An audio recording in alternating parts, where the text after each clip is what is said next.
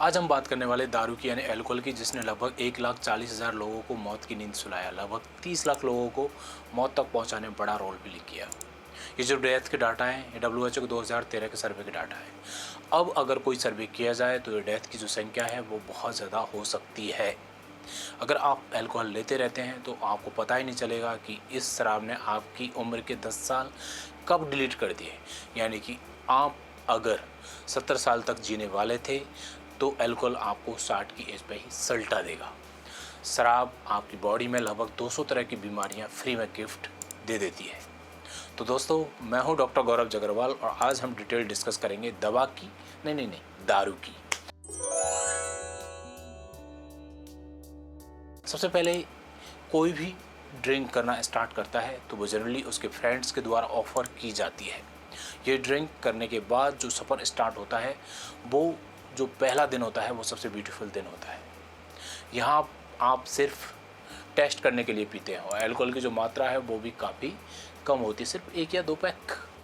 जैसे ही ये आपकी बॉडी में जाती है, आपको रियलाइज़ कराती है कि आप बिल्कुल परफेक्ट इंसान है, सबसे खुश इंसान है। आपकी लाइफ में किसी भी तरह की कोई चिंता या एंजाइटी नहीं है। खुद का कॉन्फिडेंस इस हाई लेवल पर हो जाता है, बढ़ जाता है, परंतु ये आपके जो जजमेंट है और फाइन मूवमेंट है उसको बिल्कुल वीक कर देती है।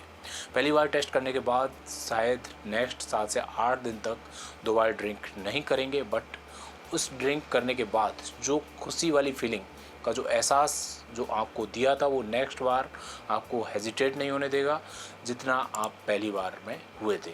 10 से 12 बार सेम मात्रा लेने के बाद अब उसे कोई भी अच्छी वाली फीलिंग अल्कोहल की सेम मात्रा लेने से फील नहीं होगी, क्योंकि जिस गाबा रिसेप्टर पे अल्कोहल काम करती है बॉडी उसे कम करना स्टार्ट कर चुकी होती है।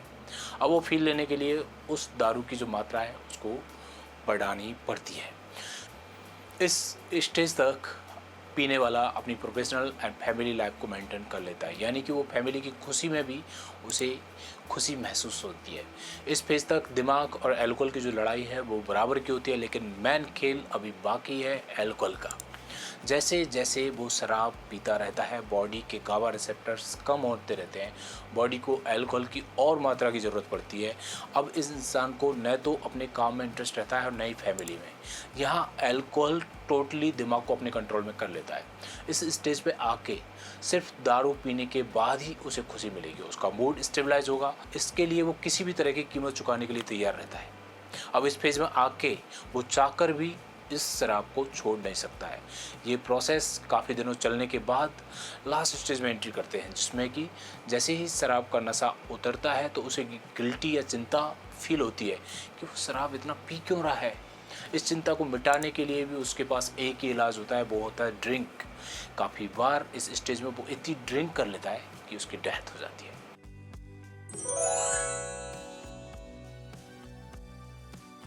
अब बात करते हैं दारू से होने वाली बीमारी के बारे में।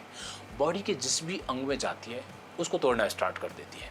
तो शुरू करते हैं स्टमक से। तो स्टमक में करती है गैस्ट्राइटिस। लीवर को लगता है कि शायद वो अल्कोहल को ख़त्म कर देगा, बट लीवर को भी तोड़ना स्टार्ट कर देती है। पहले अल्कोहल लीवर डिजीज़ करेगी, फैटी लीवर बनाएगी, फाइब्रोसिस करेगी, सिरोसिस, लास्ट में लीवर फेलियर। इसी तरह से गलतफहमी हमारे पैनक्रियाज को होती है, बट उसको भी अल्कोहल तोड़ देती है। तो पहले करती है एक्यूट पैनक्रेटाइटिस और बाद में करती है क्रॉनिक पैनक्रेटाइटिस। दिमाग में जाके नर्व को तोड़ना स्टार्ट कर देती है, जिसकी वजह से साइकोटिक डिसऑर्डर हो सकते हैं। हमारी मांसपेशियों को तोड़ेगी तो मायोपैथी होगी, depression, diabetes, cancer, heart attack, Alzheimer, atrial fibrillation. इतनी शक्ति है कि आप नाम बोलो आपको वो बीमारी गिफ्ट कर देगी। ये लिस्ट और भी लंबी हो सकती है, लेकिन मेरा यहाँ ज़्यादा अच्छा होगा कि मैं डिस्कस करूँ कि दारू को छोड़ने की जो प्रोसेस है वो कैसे होती है।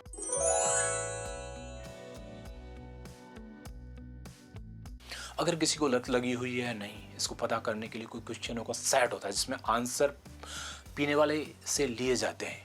ये जो सेट होते हैं वो 2 तरह के होते हैं। एक होता है केस क्वेश्चनर्स एंड दूसरा होता है ऑडिट। ऑडिट ज़्यादा अच्छा मेथड है, परंतु ये थोड़ा सा लॉन्ग होता है। केस शॉर्ट मेथड है जिसको हम डिस्कस कर लेते हैं। केस मेथड में 4 क्वेश्चंस पूछे जाते हैं और सामने वाले का जो आंसर है वो हाँ या ना में होता है। तो पहला क्वेश्चन होता है कि क्या कभी आपने सोचा है कि आपको दारू पीना बंद कर देना चाहिए? दूसरा प्रश्न होगा, क्या आपको बुरा लगता है जब कोई आपके दारू पीने को भला बुरा कहता है? थर्ड क्वेश्चन होगा कि क्या आपको अफसोस होता है दारू पीने को लेके?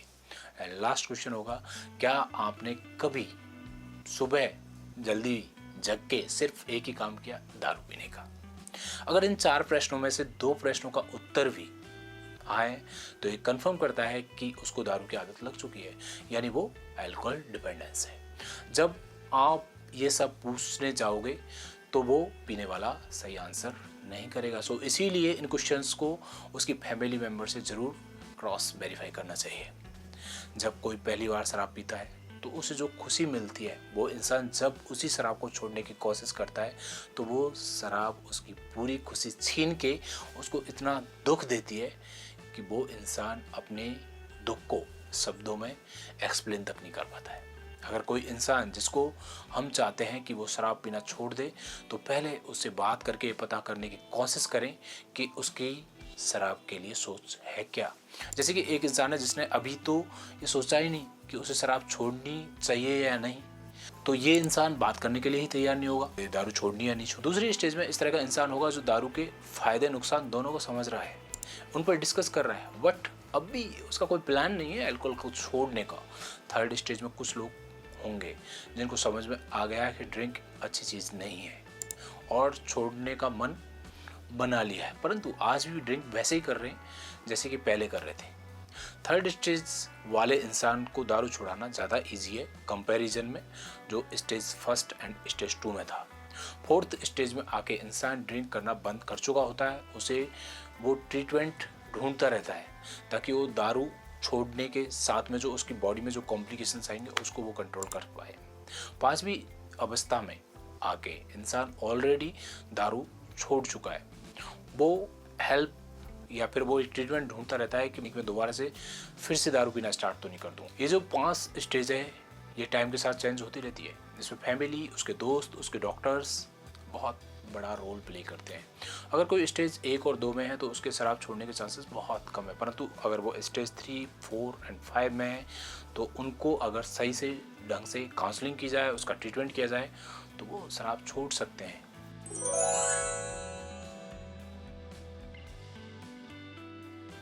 जब किसी को अल्कोहल की आदत है और वो अगर पीना छोड़ना चाहता है तो उसके 3 महीने तक अल्कोहल विड्रॉल सिम्टम्स आते हैं। स्टार्टिंग के 5 दिन तक उसके लिए इतने दर्दनाक होते हैं जिसके बारे में नॉर्मल इंसान कभी सोच भी नहीं सकता है।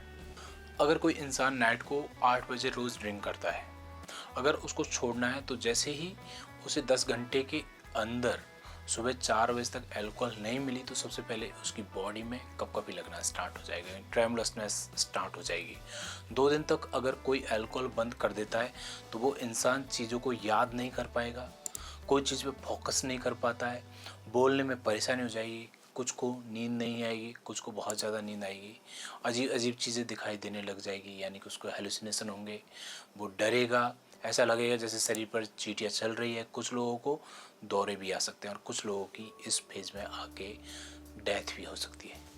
ये सब लक्षण 10 दिन के अंदर ज़्यादातर लोगों के अंदर धीरे धीरे कम होना स्टार्ट हो जाएंगे। अगर किसी ने 3 महीने निकाल दिए बिना दारू पिए, अब उसके अंदर कोई भी अल्कोहल विड्रॉल के जो लक्षण हैं वो नहीं आएंगे। जितनी बार कोई इंसान छोड़ने के बाद अगर फिर से पीने लग जाए तो नेक्स्ट टाइम जब वो छोड़ना चाहेगा तो उसके लिए बहुत मुश्किल होगी एंड पेनफुल होगी। अगर कोई शराब छोड़ देता है तो वो खुद, उसकी फैमिली और डॉक्टर ही इंश्योर करें कि वो फिर से पीना स्टार्ट ना कर दें।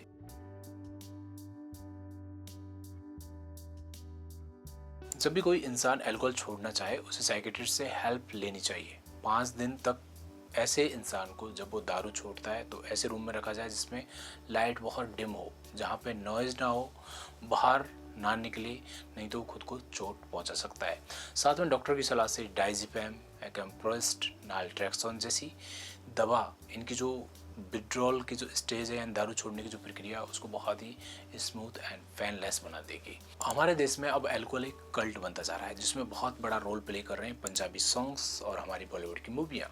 अगर कोई 4 दोस्त हैं जिनमें से 3 लोग ड्रिंक करते हैं और चौथा दोस्त है जो ड्रिंक नहीं करता है। तो वो 1 साल के अंदर ड्रिंक करना स्टार्ट कर देगा, जिसके चांसेस 99% है।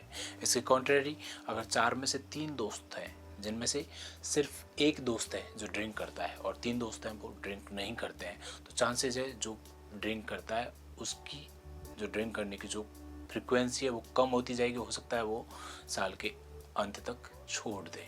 इसी तरह से फैमिली में अगर पेरेंट्स ड्रिंक करते हैं तो चांसेस है कि उसके बच्चे भी ड्रिंक करेंगे ही। इसको बोलते हैं नेटवर्क इफेक्ट।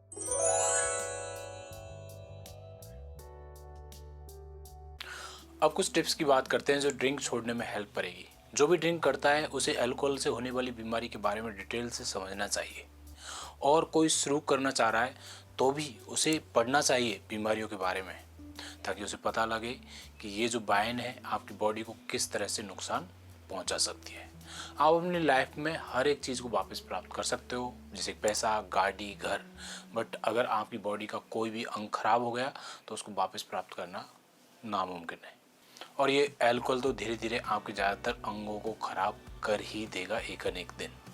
दूसरी टिप की बात करें तो कुछ लोग पहले ओकेजनल लेते रहते हैं, लेकिन जब उनकी लाइफ में स्ट्रेस होता है, कोई चिंता होती है, कोई फाइनेंशियल लॉस होता है, तो इन सब परेशानियों को भूलने के लिए काफ़ी सारे लोग अल्कोहल लेने की जो मात्रा और उसकी जो फ्रिक्वेंसी है उसको बढ़ा देते हैं। यहाँ हमें समझना होगा कि अल्कोहल लेने से आपकी परेशानी वैसे की वैसी बनी रहेगी। सिर्फ 5 से 6 घंटे के लिए आप उस परेशानी को भूल जरूर जाओगे, परंतु जैसे ही शराब का नशा उतरेगा वो परेशानी वहीं के वहीं मिलेगी। सही मायने में अल्कोहल लेने से परेशानी और बढ़ जाएगी। अगर आप अपनी ज़िंदगी की परेशानी से झिलकर शराब पीते हो तो फिर अपने आप से एक क्वेश्चन पूछना चाहिए कि क्या तुम इतने डरपोक हो जो अपनी परेशानियों से डर के एक दारू की बोतल के पीछे छिप रहे हो। तीसरी टिप होगी, आप इस तरह के यार दोस्तों के साथ रहें जो दारू नहीं पीते हैं। अपना फ्रेंड सर्कल चेंज करें।